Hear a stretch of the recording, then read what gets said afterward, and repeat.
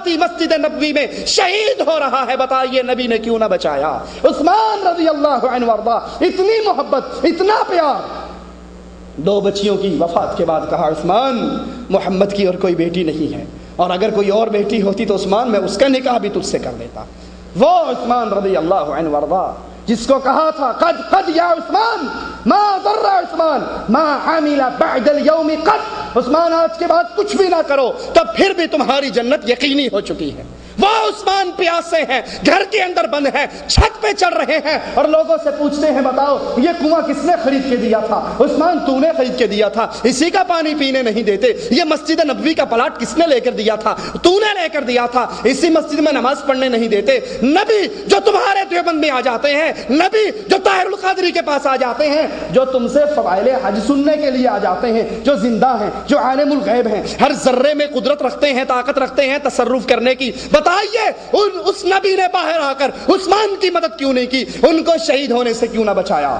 ان کو پانی کیوں نہ پلایا؟ اس نبی علیہ الصلوۃ والسلام کے داماد علی شہید ہوئے، نبی نے کیوں نہ بچایا؟ علی اور معاویہ کی جنگیں ہوئیں، علی اور عائشہ کی جنگیں ہوئیں رضوان اللہ علیہم اجمعین، تو ان کو کیوں نہ بچایا؟ یہ تمام عقیدے کفر اور شرک کے عقیدے ہیں۔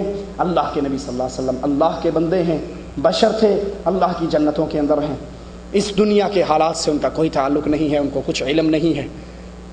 محبت رسول کا تقاضا ہے، قرآن خریدیے۔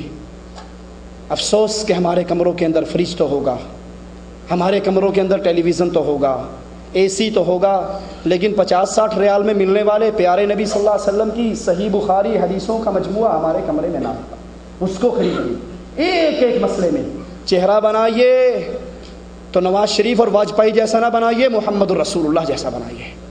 نماز بنائیے تو صلو کما رأیتمونی اصلی، نماز پڑھیے تو نبی کے طریقے کی، روزہ رکھیے نبی کے طریقے کا، زندگی کے اندر ہر عمل کے اندر یاد کر لیجئے من احب سنتی فقد احبنی ومن احبنی کان معی فی الجنہ۔ جس نے نبی سے پیار کیا وہ اگر نبی کی سنتوں سے پیار کرتا ہے تو نبی سے پیار کرتا ہے، اور جس نے نبی کی سنتوں سے پیار کیا وہ نبی کے ساتھ جنت الفردوس میں ہوگا۔ اللہ سے دعا ہے اللہ ہماری خطاؤں کو معاف فرما دے، اللہ ہماری سیاہ کاریوں کو معاف فرما دے، اللہ ہمیں زندہ رکھے، ایمان پہ رکھے، موت دے توحید پہ دے، جب بھی موت دے شہادت کی موت سے نوازے۔